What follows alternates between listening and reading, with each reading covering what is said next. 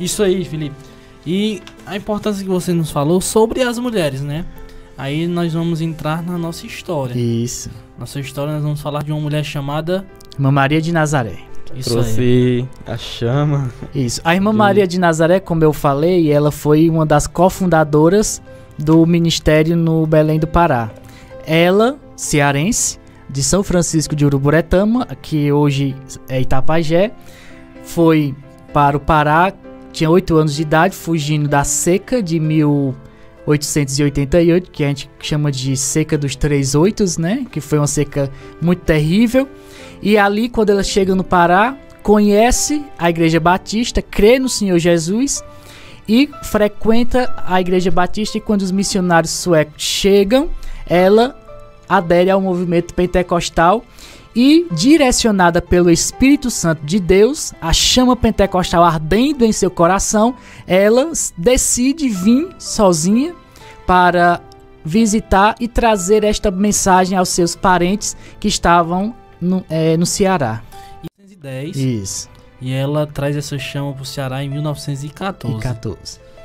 E E, como a gente conversando antes, importa dizer que ela não veio fundar a igreja no Ceará. Não. Ela não veio no intuito de fundar. Eu vou fundar a Assembleia de Deus no estado do Ceará.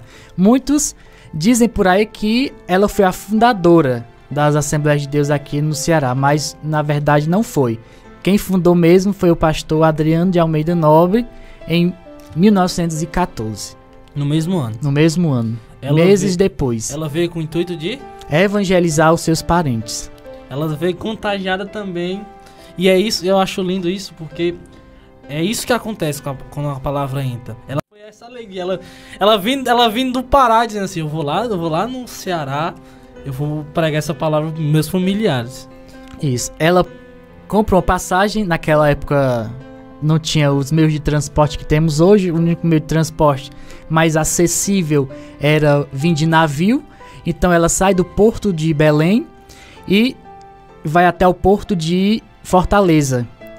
E de lá ela paga um transporte e chega até São Francisco de Uruburetama, que é hoje Itapajé, e ela se dirige até uma localidade chamada de Pau d'Óleo, que ficava na serra que fazia divisa entre Itapajé e Uruburetama.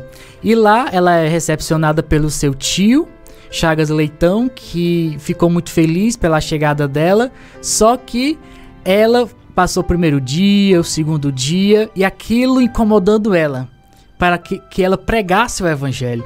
Só que aí quando ela chamou seus parentes, tios, sobrinhos e outros mais, e começou a pregar o evangelho, eles se encheram de ira, de raiva, e a expulsaram de casa. Aí ela se desloca até uma outra comunidade onde também tinha outros parentes do mesmo jeito, só que nessa outra localidade ela foi mais envergonhada.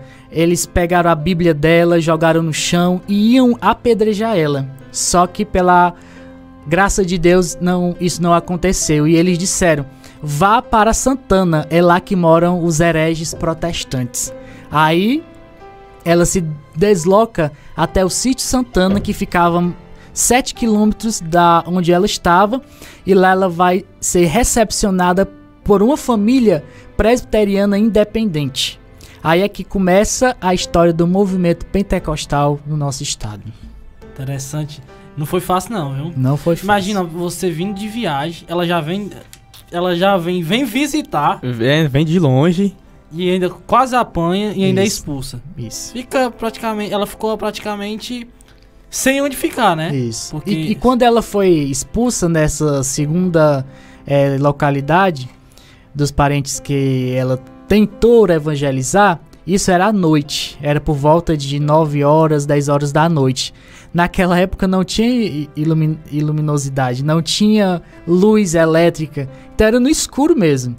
Então, pela graça de Deus, ela se deslocou até o sítio Santana a pé, sozinha e no escuro. De lá até Santana era uns 7 quilômetros. Quando ela chega no sítio Santana, aí ela é recepcionada pelo pai Salles, que era o responsável pela igreja presbiteriana que funcionava na casa dele.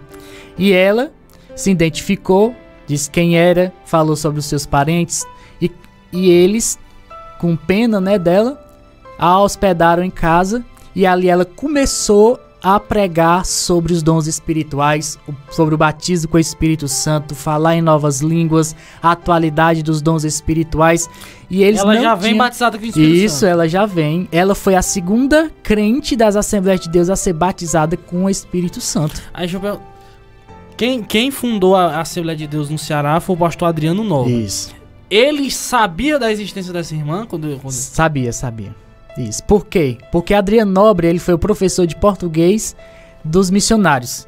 Então, ele também foi um cofundador da igreja lá do Belém do Pará. Ele morava no Pará, só que ele também era cearense, de Pacatuba.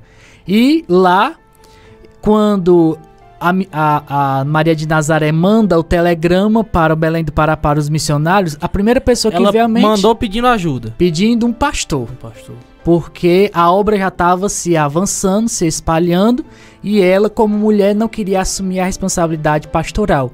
Queria que um homem ajudasse lá. A irmã Maria de Nazaré, ela não chegou a realizar nenhum batismo. Quem realizou o primeiro batismo foi o pastor Adriano Nobre. Ela pregava de maneira informal, né? Isso. Aqui achava a oportunidade e pregava, né? Isso.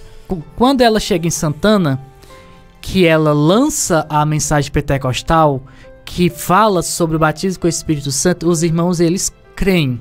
Os da igreja. Os da igreja. Eles aderem àquele movimento. Então, eles automaticamente se desligam da igreja presbiteriana independente e no dia seguinte, eles vão visitar uma outra congregação, que era a congregação da Lagoinha, que também tinha uma igreja presbiteriana lá. Segura aí um pouquinho.